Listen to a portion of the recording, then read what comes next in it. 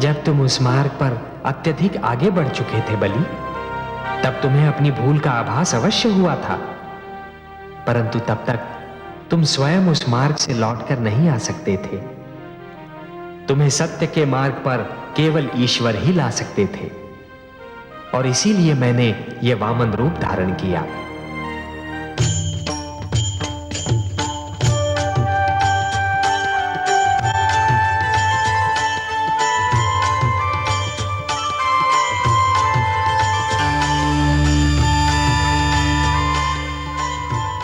प्रणाम माता, आपकी जय हो। आयुष्मान भव वत्स। सर्वेश्वर तुम्हें बता देना चाहते थे कि जिस प्रकार दीपक ये जान लेता है कि सूर्य प्रकाश में उसके अस्तित्व का कोई महत्व नहीं और वो बुझ जाता है, उसी प्रकार प्राणी को भी ये जान लेना चाहिए कि ईश्वर की शक्ति के समक्ष उसका कोई महत्व नहीं और उसे उसके आगे सिर झुका देना चाहिए। अब यह लक्ष्य पूरा हो चुका है, तुम्हें सत्य का ज्ञान हो चुका है। मेरा सिर झुक चुका है माते, और इसीलिए हम दोनों तुमसे अत्यंत प्रसन्न हैं। हे बलि, तुमने दान दीक्षा का एक ऐसा उदाहरण दे दिया है जो समस्त संसार के रहते भुलाया नहीं जा सकता। वत्स, तुमने अपनी प्रजा को न्याय दिया, परिवार को स्नेह दिया। बस एक भूल की तुमने, अपने क्रोध में अपनी सीमा भूल गए। बलि, जीवन का महानतम लक्ष्य सीमाओं का निर्धारण ही तो है। मैं तुमसे अपार स्नेह करती हूं।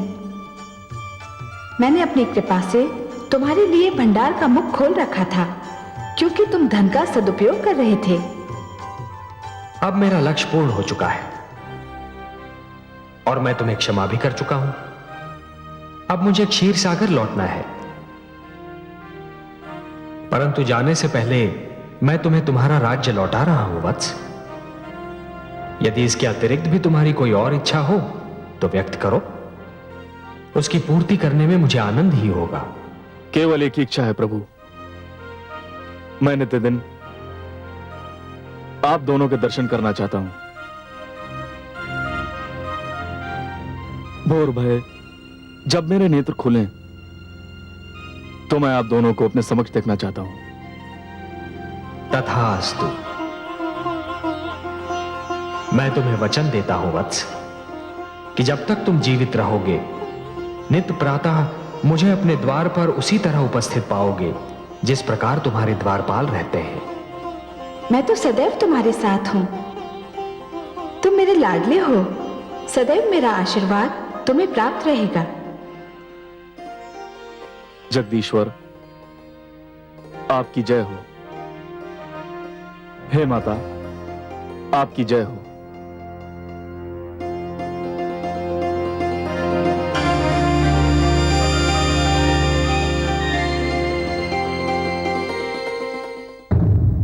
मैं मां हूं, धरती मां। व्यक्ति हो अथवा राष्ट्र, उसके चरित्र निर्माण की क्रिया में गुरु का बहुत महत्व है और गुरु बहुत महत्वपूर्ण भूमिका निभाता है। जीवन के सत्य और ईश्वर की पहचान भी तो गुरु ही कराता है। गुरु उदार हो तो शिष्य उदारता का प्रतिबिंब हो जाता है। गुरु अभिमानी हो तो शिष्य पर भी उसका प्रभाव पड़ता है। प्रहलाद और बलि के जीवन इसके सबसे बड़े उदाहरण हैं। प्रहलाद को देवर्षि नारद जैसे गुरु मिले और वो भक्ति के इतिहास में अमर हो गए। बलि को शुक्राचार्य जैसा गुरु मिला और फिर उसने अभिमान की धारा में बहकर जो कुछ किया, उसके निवारण के लिए भगवान श्री विष्णु को वामन अवतार लेना पड़ा।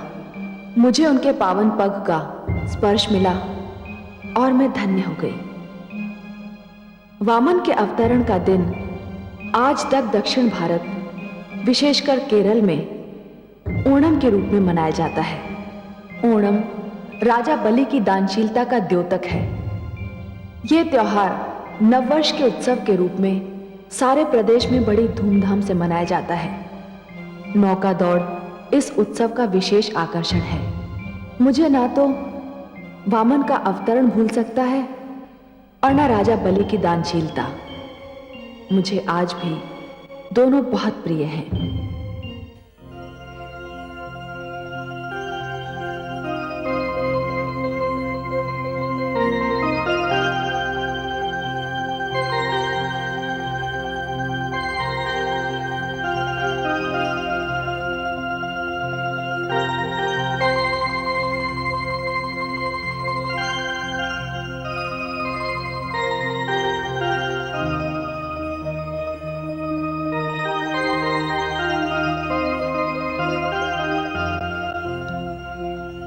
हे कमल नयन, मैं बहुत देर से दूर खड़ी आपको निहार रही थी।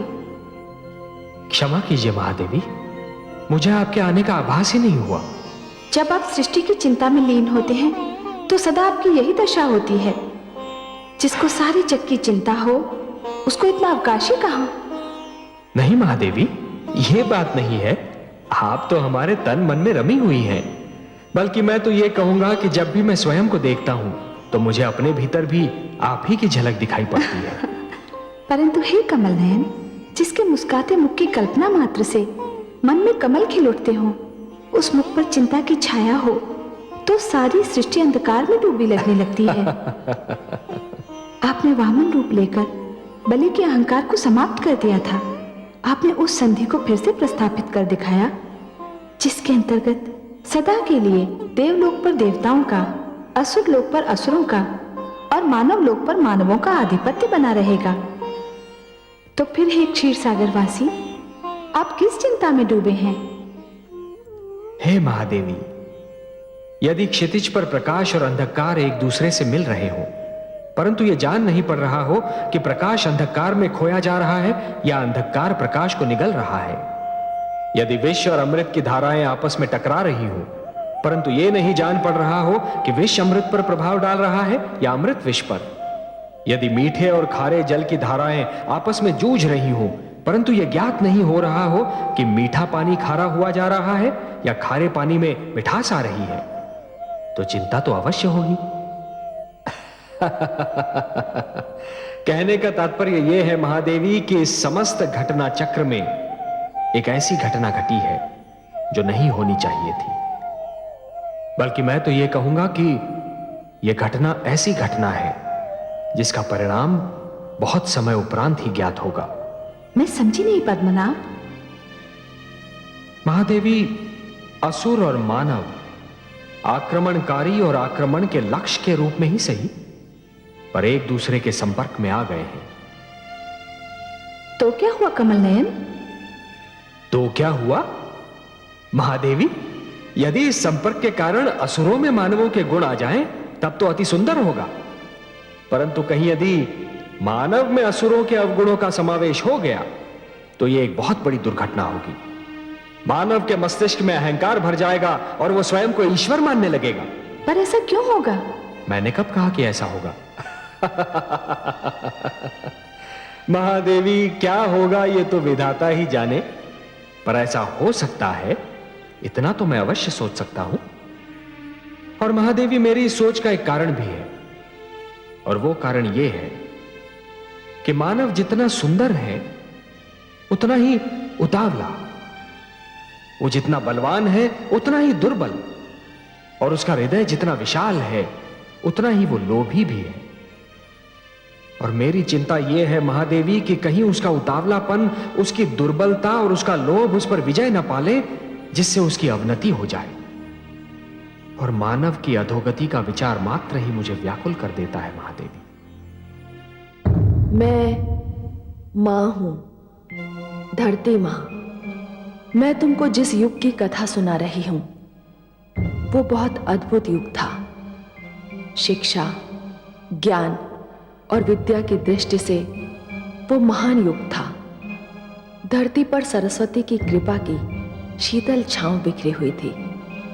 वशिष्ठ, अंगिरा और जमदग्नि जैसे महान ऋषि दोनों हाथों से विद्या का धन लुटा रहे थे।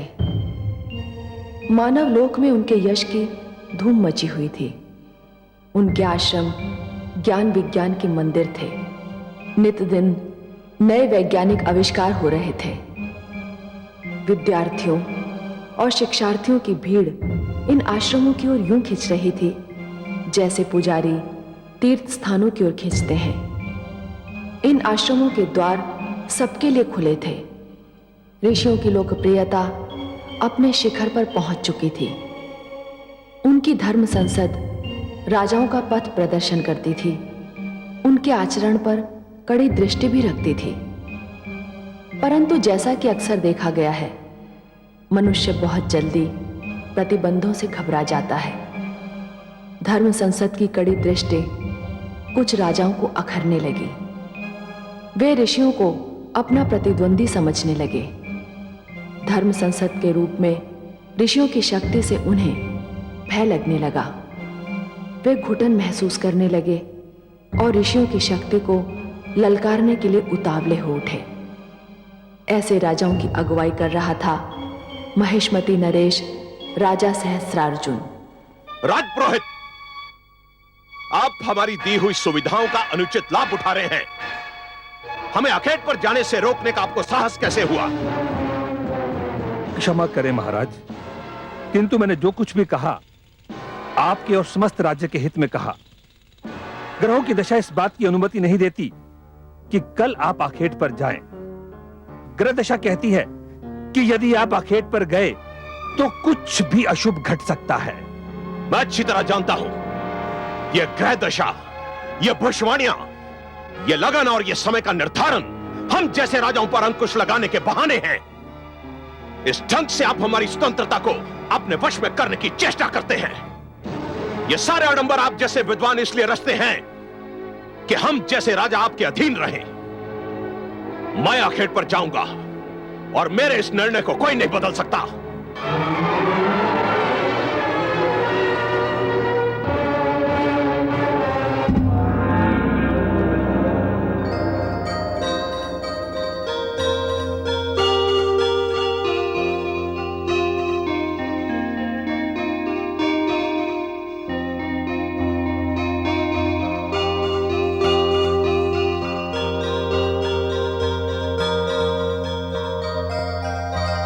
महारानी की जय हो। राजपुरोहित उपस्थित होना चाहते हैं। इतनी प्रातः? अभी तो सूर्योदय ही हुआ है। वे कहते हैं कि आपसे मिलना अत्यंत आवश्यक है। ठीक है, उन्हें बिठाओ, मैं अभी आती हूँ। जी महारानी।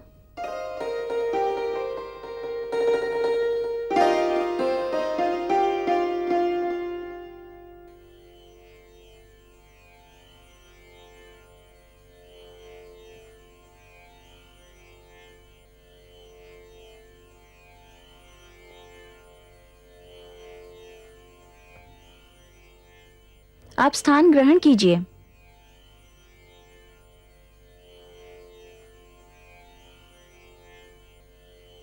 प्रणाम महारानी। प्रणाम। इतने सवेरे कष्ट देने के लिए क्षमा चाहता हूँ महारानी। दासी कह रही थी कि कोई अत्यंत आवश्यक कार्य है आपको। हाँ महारानी। तो फिर कहिए। महाराज सहस्त्रार्जुन आज आखेट पर जा रहे हैं। ये तो कोई नई बात नहीं है राजपुरोहित जी, और ना ही मैं इसे इतनी आवश्यक सूचना समझती हूँ जिसके लिए सूर्योदय होते ही किसी को कष्ट दिया जाए। कष्ट देने के लिए एक बार फिर क्षमा चाहता हूं महारानी, किंतु अति आवश्यक कार्य यह बताना था कि महाराज का आज आखेट पर जाना उचित नहीं। क्यों? क्योंकि ग्रहों की दशा उत्तम नहीं है। ये बात आपने महाराज सहस्रार्जुन को नहीं बताई? बताई थी, किंतु किंतु क्या? किंतु उन्होंने मेरी बात सुनी अनसुनी कर दी। मैं तो उन्हें रोकने में असमर्थ रहा, किंतु जनहित ने मुझे विवश कर दिया कि भोर होते ही मैं आपको कष्ट दूं और आपसे निवेदन करूं कि आप उन्हें आखेट पर जाने से रोकें। यदि वो आज आखेट पर चले गए तो कुछ न कुछ अनर्थ होकर रहेगा।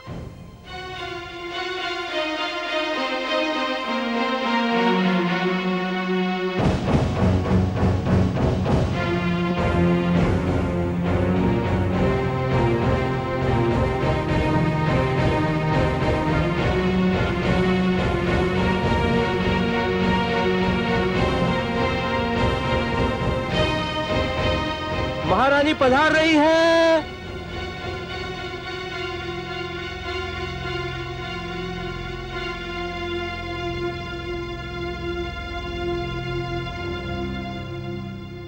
आपने यहां आने का कष्ट क्यों किया महारानी?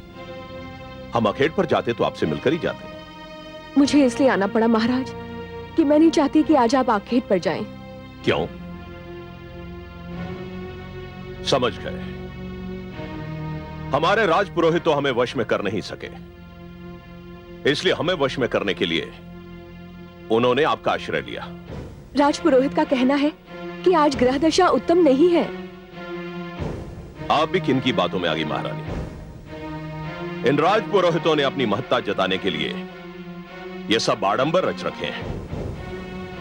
ग्रह दशा, शुभ घड़ी, उत्तम लग्न, ना ही इन बातों की कोई महत्ता है और ना ही इन ढोंगियों की। ठीक है, तो इसे मेरी ही विनती जानकर मान लीजिए और आखेट पर मत जाइए।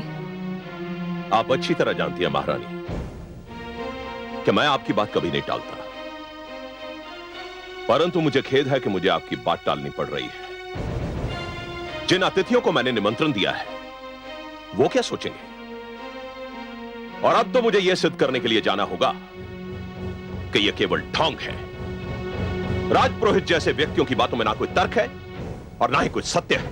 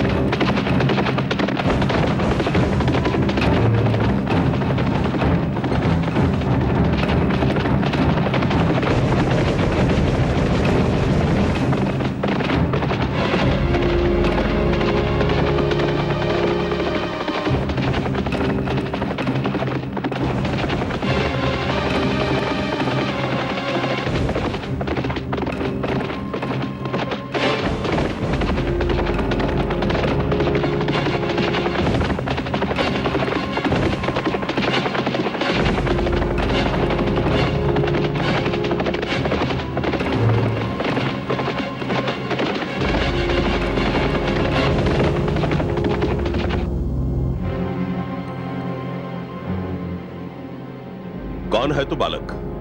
मैं ऋषि जमदग्नि का पुत्र कलश हूँ। तो हमारा मार्ग रोक के क्यों खड़ा है? हट जा सामने से। मैंने आपका मार्ग नहीं रोका, आप मेरे मार्ग पर आ गए हैं। देखते नहीं इस पद पर हमारा आश्रम है।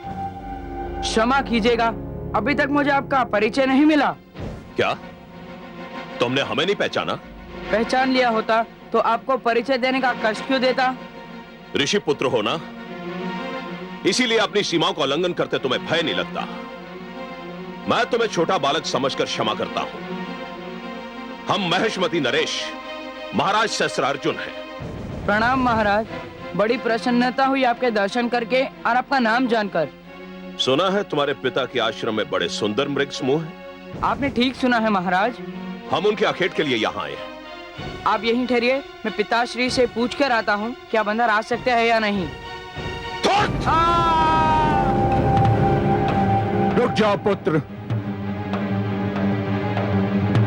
इससे पहले कि तुम्हारे मुख से महाराज सहस्त्रार्जुन के लिए कोई शाप या अपशब्द निकले, मैं इनसे कुछ पूछना चाहता हूं।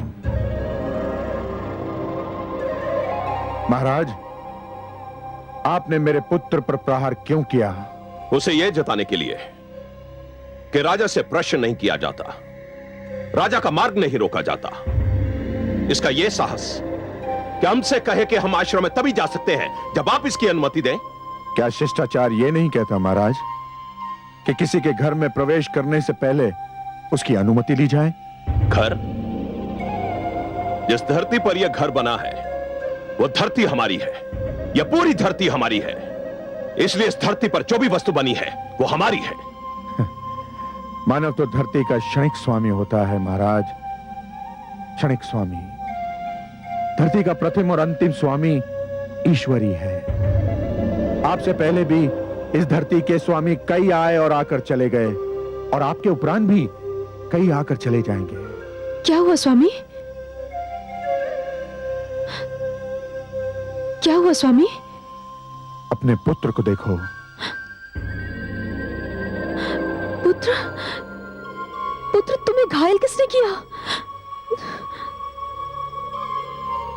महाराज सहस्र अर्जुन, मेरी प्रार्थना है कि आप यहां से लौट जाएं।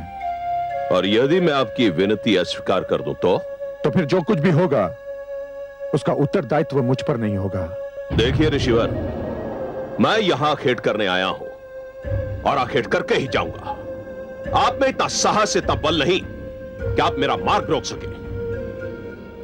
अन्याय को रोकने के लिए शारीरिक बल और शक्ति की आवश्यकता नहीं होती महाराज, उसे नैतिक शक्ति से भी रोका जा सकता है, और मैं इसी साधन से आपका मार्ग भी रोक लूंगा। शिष्यों, धरती पर लेट जाओ।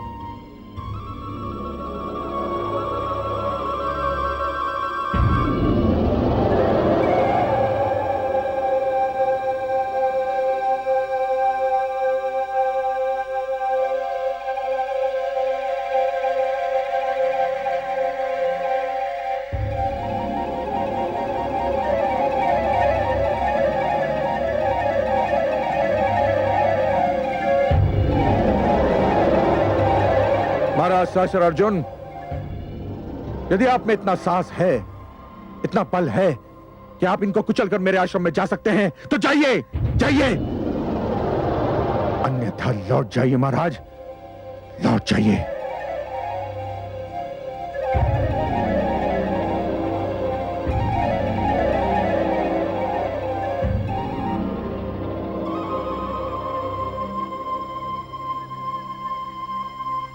चलो।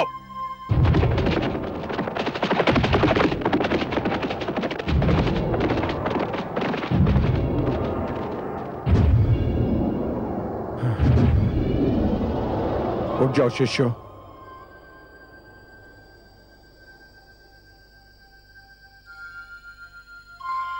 आओ पुत्र।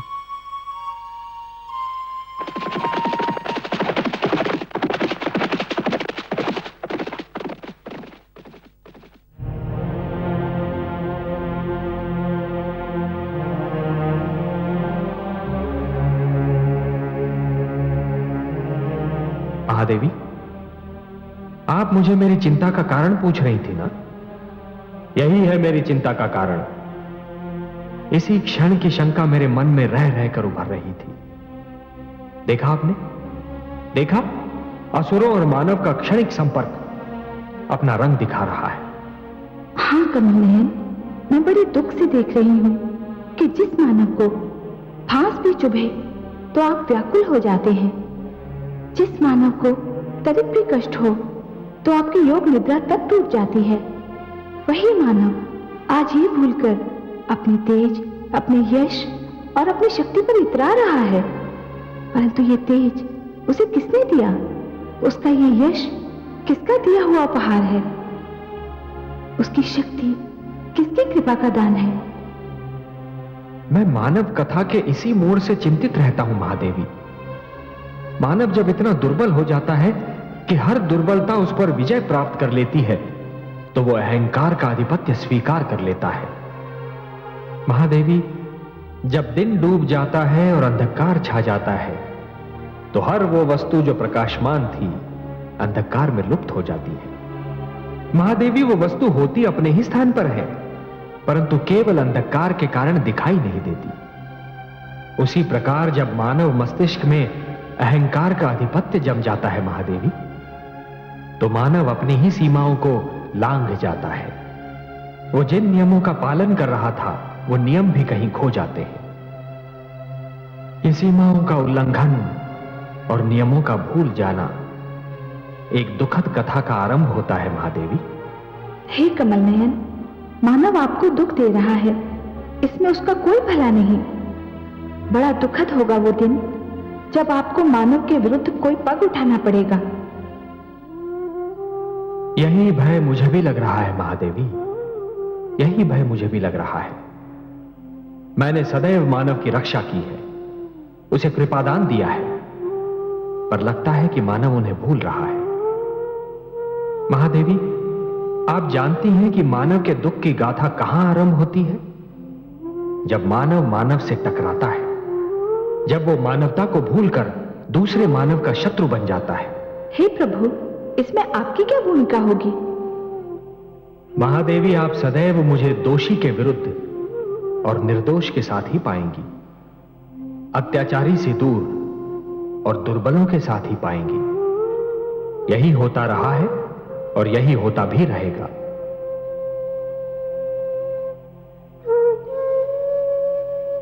ऋषिवर, अब आपको कुछ भी कहने की आवश्यकता नहीं है। हम सभी ऋषिगण को इस दुखद घटना की सूचना मिल चुकी है।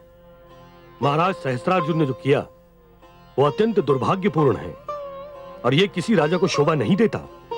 सहस्त्रार्जुन को इसका दंड मिलना ही चाहिए। ऋषिगण, मैं इस घटना को मात्र एक घटना मानने के लिए तत्पर नहीं हूं। मुझे इस घटना में एक नई प्रवृत्ति का सूत्रपात दिखाई दे रहा है। हे ऋषिवर, हम आपके कथन में छुपे संकेत का भेद जानने में असमर्थ हैं। कृपया हमें स्पष्ट करें कि यह किस प्रवृत्ति का सूत्रपात है। मैं बहुत समय से देख रहा हूं कि कुछ राजा और सम्राटगण हम ऋषियों के अस्तित्व को अपने लिए एक चुनौती मानने लगे हैं। वे हमारे परामर्श को हस्तक्षेप, हमारे उपदेश को अपने ऊपर अंकुश और हमारे द्वारा दिए गए मार्गदर्शन को अपनी स्वतंत्रता का हनन समझने लगे हैं। उन्हें यह भ्रम हो गया है कि आश्रम राज शक्ति के समानांतर एक शक्ति बनती जा रही है। वे मानने लगे हैं कि आश्रम राजनीति का केंद्र बन गए हैं। महाराज सहस्रार्जुन द्वारा ऋषि जमदग्नि के पुत्र कलश पर यह निर्मम प्रहार इस बात का संकेत है कि राजागण आश्रम संस्था पर प्रहार करने के लिए उतावले हो रहे हैं। परंतु हमने तो राजशक्ति को कभी चुनौती दी ही नहीं ऋषिवर। समस्त संसार जानता है कि हमारे आश्रम शिक्षा और विज्ञान के केंद्र हैं, राजनीति के केंद्र नहीं। हमारे आश्रम ने संसार को विद्वान और वैज्ञानिक दिए हैं, राजनीतिज्ञ नहीं। ऐसा संसार जानता है, ऐसा हम समझते हैं, किंतु राजाओं को यही भ्रम है कि हम उन्हें ललकार रहे हैं। तो क्या इसका अर्थ यह हुआ ऋषिवर कि हम महाराज सहस्त्रार्जुन के अत्याचार को यूं ही चुपचाप सहन कर लें, पी लें? कदापि नहीं। आपके पुत्र पर प्रहार समस्त धर्म संसद के आदर और सम्मान पर प्रहार के समान है। आपका कथन उचित है। महाराज सहस्त्रार्जुन को सप्तऋषि सभा के समक्ष प्रस्तुत होकर अपने दुष्कर्म का उत्तरदायित्व लेना होगा। महाराज सहस्त्रार्जुन तक यह संदेश पहुंचा दें कि कल वे सप्तऋषि सभा के समक्ष उपस्थित हों। जो आज्ञा ऋषिवर।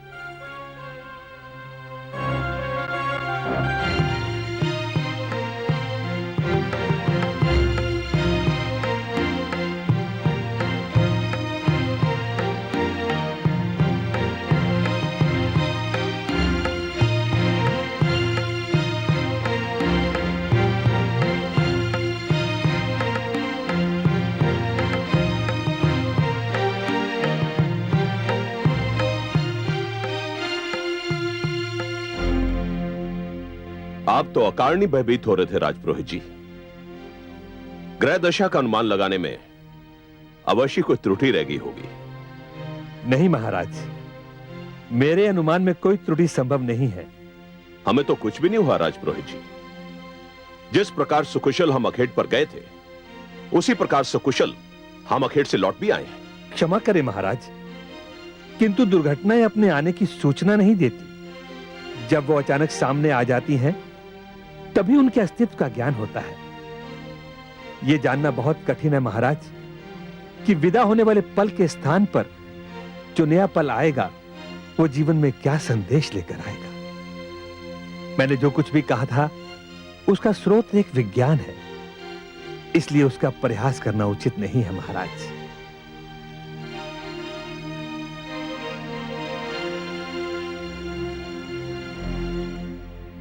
महिष्मती नरेश की जय हो। धर्म संसद से एक ऋषिवर सप्तऋषि सभा का संदेश लेकर आए हैं।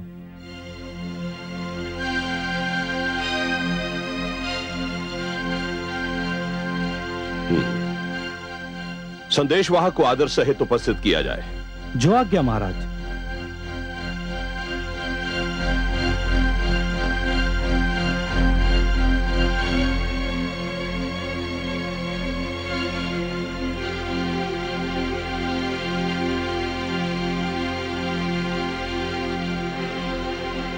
प्रणाम महाराज सहस्रा अर्जुन। मैं आपके आगमन का उद्देश्य जानना चाहता हूं। मैं धर्म संसद की ओर से आपके लिए संदेश लाया हूं। संदेश सुनाया जाए। धर्म संसद ने इच्छा प्रकट की है कि महिष्मती नरेश कल प्रातः उसके समक्ष उपस्थित हों। इस इच्छा का कारण भी बताया जाए। क्षमा राजन, कारण के विषय में मैं कुछ भी कहने में असमर्थ हूं। और यदि मैं धर्म संसद की इच्छा का आदर करना अस्वीकार कर दूं तो? नहीं महाराज, नहीं। ऐसा कोई भी निर्णय लेना सर्वथा अनुचित होगा। यदि सप्तर्षियों ने इच्छा व्यक्त की है तो हमें ऋषियों की इच्छा से आदेश की दुर्गंध आ रही है और हम नहीं चाहते कि ऋषि हमें आदेश दें। इसलिए जाकर कह दो ऋषियों से कि हमें उनका निमंत्रण स्वीकार नहीं है। जैसी महाराज की इच्छा, परंतु मेरा एक परामर्श है कि इस प्रकार का कोई निर्णय करने से पहले आप अपने महामंत्री व अन्य सामंतों से विचार विमर्श अवश्य कर लें। प्रणाम। ठहरिए ऋषिवर, ठहरिए। महाराज, धर्म संसद का तिरस्कार बुद्धिमता न होगी। धर्म संसद के निमंत्रण पर न जाना रोष का कारण बन जाएगा। आप कहना क्या चाहते हैं? प्रजा धर्म संसद का बहुत आदर करती है। यदि धर्म संसद का अपमान हुआ तो प्रजा विद्रोह भी कर सकती है। आप जाइए ऋषिवर। महाराज धर्म संसद के समक्ष अवश्य प्रस्तुत होंगे। प्रणाम। आपने ये अधिकार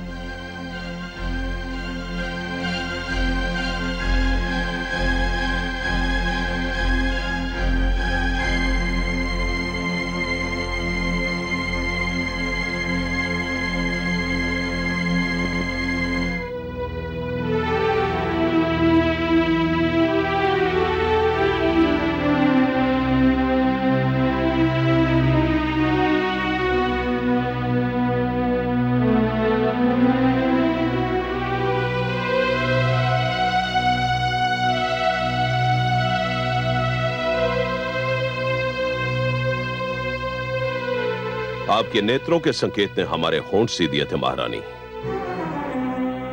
इसलिए हम कुछ कह नहीं सके। परंतु हमारी ओर से धर्म संसद का निमंत्रण स्वीकार करना हमें अच्छा नहीं लगा। क्षमा करें स्वामी, परंतु उस समय आप आवेश में थे और आवेश में लिए जाने वाले निर्णय बहुधा हानिकारक सिद्ध होते हैं। हम राजा है महारानी, और इस धरती के बहुत बड़े क्षेत्र के स्वामी हैं। इस क्षेत्र पर हमारा आधिपत्य है, हमारा राज्य है। इस क्षेत्र में रहने वाले समस्त प्राणी हमारे आदेश का पालन करते हैं।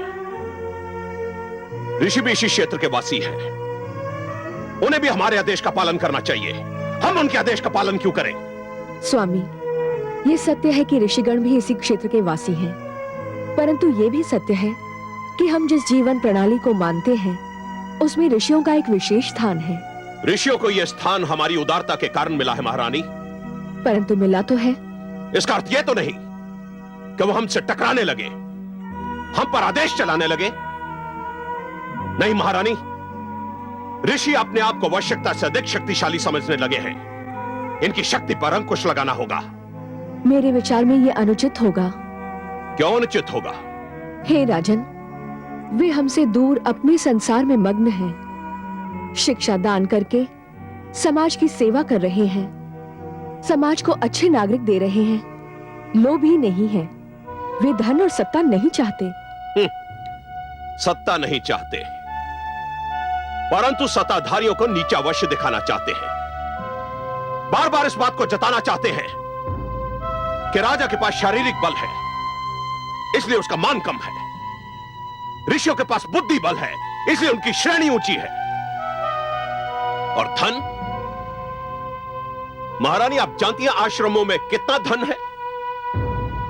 उनके पास राजकोष से अधिक धन है महारानी। ये धन तो उनको धनाढ़ शिष्यों ने दिया है, वे तो शिक्षा के लिए शुल्क भी नहीं लेते। आप कुछ भी कहें महारानी, मेरा वहां जाने को मन नहीं करता। परंतु बुद्धिमता की यही मांग है। यदि आप समझते हैं कि ऋषिगण राजशक्ति को ललकार रहे हैं, तो भी आपका उनके पास जाना और हर बात को तर्क की तुला में तोलना आवश्यक है। मैंने बस यही सोचकर आपकी ओर से उनका निमंत्रण स्वीकार कर लिया था। और मेरी विनती है, मुझे विश्वास है कि आप मेरी लाज रखेंगे।